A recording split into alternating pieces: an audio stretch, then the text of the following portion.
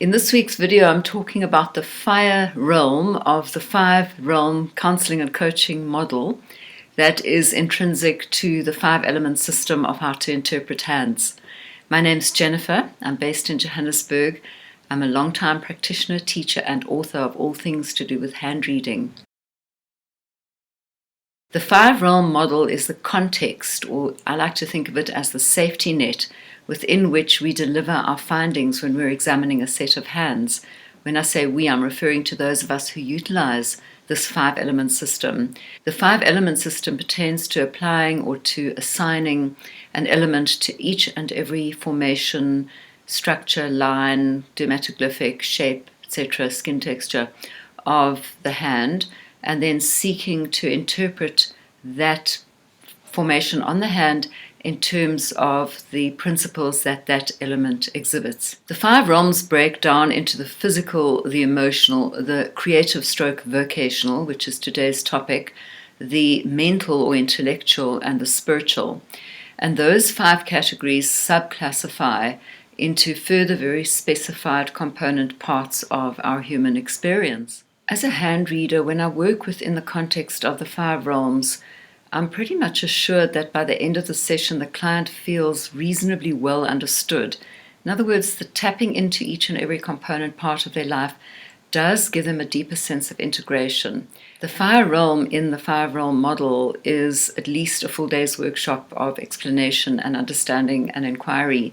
Today, I'll just try and present a bite-sized chunk that could give some indication of how we work within this particular realm. So we have the realm itself, and then the component parts are specific to our creative expression in life, and its flip side, how we undo ourselves, how we mastermind our own undoing, looking at our life purpose stroke, work, career, and vocation, and also at our basic life energy, our essential joie de vivre or not.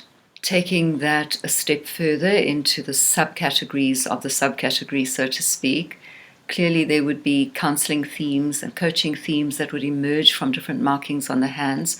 These obviously would include the shape of the hand, the texture of the skin, the nails, the formations of the fingers, the lines, of course, the dermatoglyphics, very much so, and all the other possible potential features of the hands, including flexibility, for example. In almost all my readings, the person presents with the longing and the call to, let's call it, putting their best foot forward. What is their life purpose? This is possibly the biggest question. So we'd look into their intention, their focus, their ambition. We'd look at their motivation, their capacity for taking personal authority, perhaps also at burnout or at behavioral patterns like gambling, for example, or any high-risk activity that might present itself. We discuss their staying power, their courage, their will, and their willingness to stay committed. We discuss personal style, the courage to be me, the courage to express myself or themselves in their true way, in their authentic way. That would be very much a context within the fire realm level. And of course, creativity, giving voice to the soul through creative endeavor, which does tie in also to personal style. Any voraciously addictive behavioral patterns, and of course these could be one and many, that pervade through a person's life will fit into the fire realm of the coaching and counseling themes. Those would be the self-sabotaging, destructive patterns. Of course, anger, the very fiery emotion, arises often for people, as does cruelty, that is being on the receiving end of, as well as expressing cruelty, punishment, venom, scorn, and jealousy. Jealousy being an emotion of the heart, the emotion denied, the emotion that people feel so ashamed of. Then there's obsession, obsessive behaviors, obsessive patterns very much tie into addictive behavior. Crisis too. Crisis will come up as a theme. There's an interesting way of understanding crisis, how it brews and it builds and it breaks and it spills. And this is something that features in all our lives periodically. So, of course, this is very often a counseling and coaching theme that arises when my clients come to see me, people who are in severe crisis. And lastly, I thought I'll mention here a topic that might come up is joy. Joy is often harder to say yes to than it is to say yes to misery. So we might explore in a reading joyfulness and how that person embraces and expands into joy.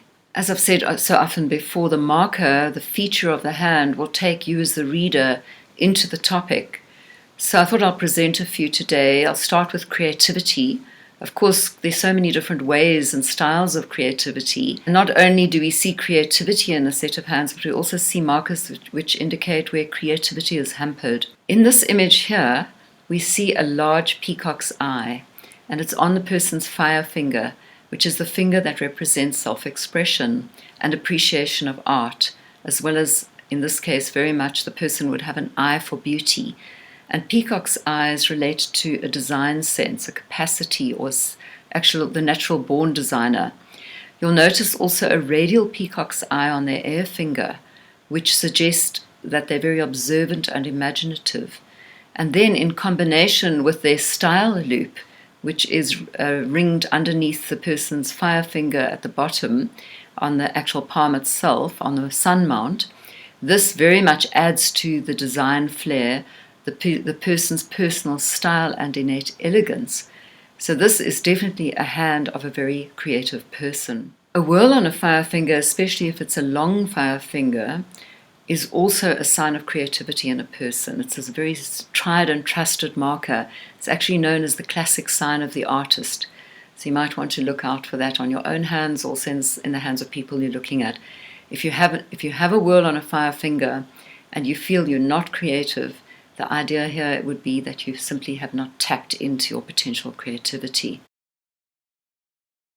Here's a very interesting handprint of a gambler, a person who has suffered with a gambling addiction in their life and actually is now in recovery from gambling, but really hit rock bottom, as the saying goes, and lost everything. And you'll notice a long fire finger with a whirl.